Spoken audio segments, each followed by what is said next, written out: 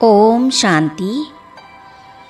अनुभव गाथा इस पुस्तक में आज हम जो अनुभव पढ़ेंगे उन अनुभवों के आधार पर वीडियो के अंत में आपसे एक सवाल पूछा जाएगा जिसका उत्तर आपको कमेंट सेक्शन में देना है। तो चलिए आज अनुभव में हम पढ़ते हैं बेहद सुख के नज़ारों की एक झलक। इस विषय पर ब्रह्मा कुमारी गोदावरी बहन मुलुंड मुंबई अपने अनुभव इस प्रकार सुनाती है। मेरा लौकिक जन्म कच्छ अंजार गुजरात में हुआ। लौकिक पढ़ाई में मैंने गुजराती पीटीसी की है। सन 1963 की बात है। एक सुबह करीब 3 बजे गहरी नींद में मुझे एक अलौकिक अनुभव हुआ। मैंने देखा कि मेरे चारों तरफ दिव्य प्रकाश की किरणें फैल रही है और किरणों के बीच शिव ज्योतिर्बिंदु की लाइट चमक रही है। उस लाइट में उपस्थित एक श्वेत वस्त्रधारी वृद्ध व्यक्ति के मुखारविंद से ये शब्द सुने, हे बच्ची, जागो जागो, मैं आ चुका हूँ। यह आवाज़ सुनकर उस समर्थ शक्ति के नज़दीक जाने लगी तो मुझे माँ जगदम्बा का भी साक्षात्कार हुआ। वे कह रही थी, उठो, जागो और पहचानो, परमात्मा का दिव्य अवतरण हो चुका है। तभी मेरी आंखें खुल गई।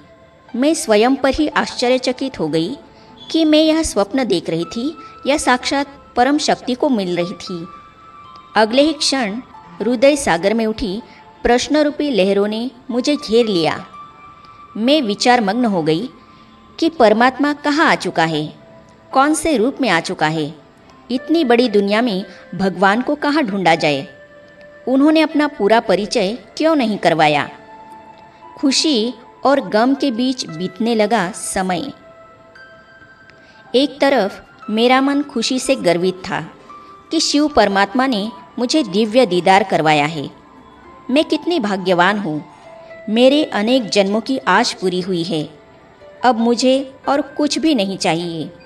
परंतु दूसरी ओर मन चिंतित भी रहने लगा कि परमात्मा ने अपना स्वरूप तुरंत ही गायब क्यों कर दिया।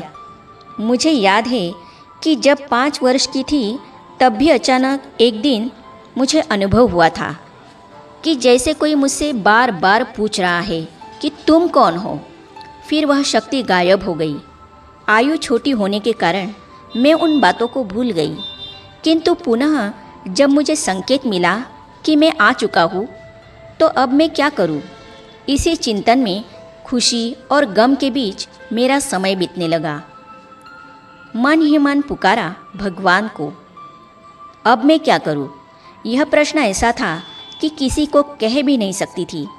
मुझे गंभीर चिंतन युक्त मुद्रा में देखकर लौकिक माता पिता, संबंधियों आदि ने सोचा कि इसकी शादी करने की इच्छा है और मेरे लिए घर वर ढूंढना आरंभ कर दिया।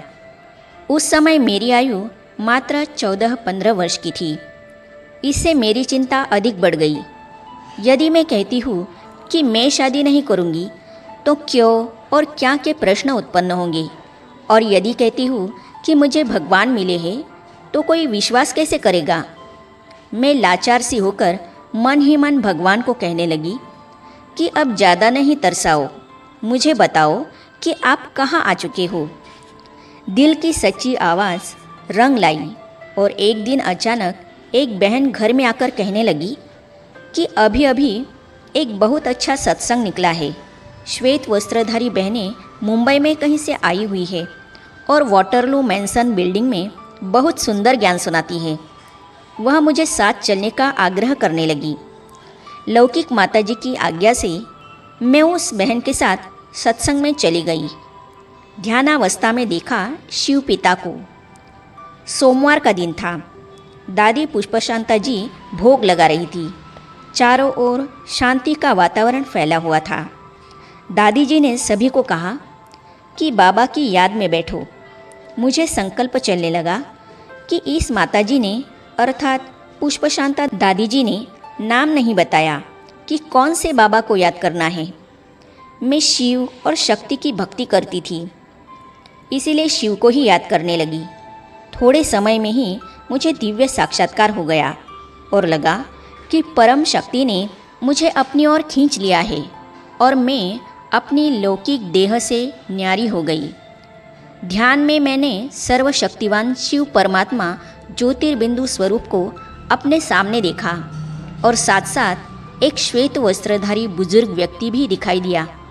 प्रकाश की किरणें चारों ओर फैल रही थी और उस दिव्य प्रकाश के बीच में से जैसे कोई कह रहा था, बच्ची, मैंने तुझे कहा था कि मैं आ चुका हूँ, वह इधर ही है और किधर नहीं।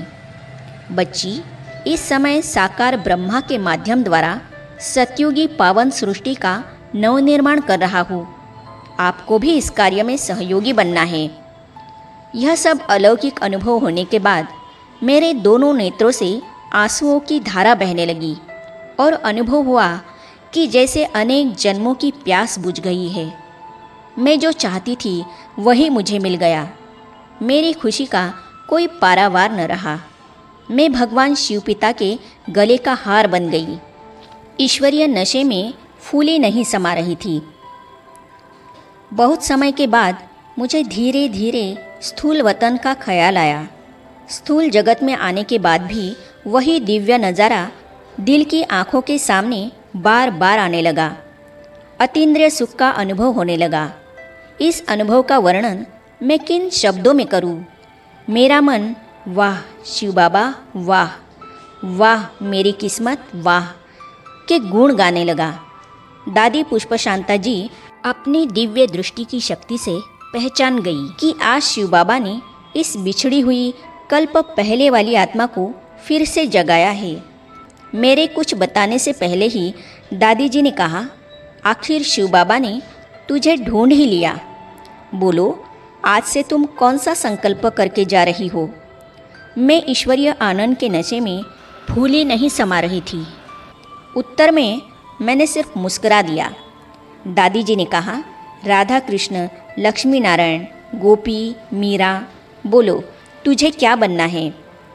मैं कोई उत्तर न दे पाई क्योंकि इतनी श्रेष्ठ डिग्री पाने के लिए पुरुषार्थ भी तो इतना श्रेष्ठ चाहिए। बिना मेहनत किए मैं क्या बोलूँ? किंतु मन में यह विचार चलने लगा कि श्री कृष्ण के समान सर्वगुण संपन्न ही बनना है। बेहद सुख के भाग्य के नज़ारे को देखते देखते मैं अपने घर लौटी। आगे अपने अनुभवों में ब्रह्मा कुमारी गोदावरी बहन कहती है, घर में आने के बाद मुझे अनुभव होने लगा कि एक नया बल, नई खुशी बाबा ने मुझे प्रदान की है। तो इन अनुभवों को हम पढ़ेंगे अगली कड़ी में। तो ये जानने और पढ़ने के लिए इस चैनल को सब्सक्राइब करने के साथ ही साइड में जो बेल आइकॉन है उसे भी क्लिक कीजिए ताकि आने वाली सभी वीडियो और अब तक की सारी वीडियो आप तक पहुंचती रहेगी। आज के अनुभव से आज का प्रश्न है, आखिर शिव बाबा ने तुझे ढूंढ ही लिया। बोलो, आज से तुम कौन सा संकल्प करके जा रही हो? ये किसने कहा? ऑप्शन है ए, दादी निर्मल शांता जी। ऑप्शन है बी, दादी पुष्प शांता जी। तो अपना सही उत्तर कमेंट सेक्शन में अवश्य दीजिएगा। ओम शांति।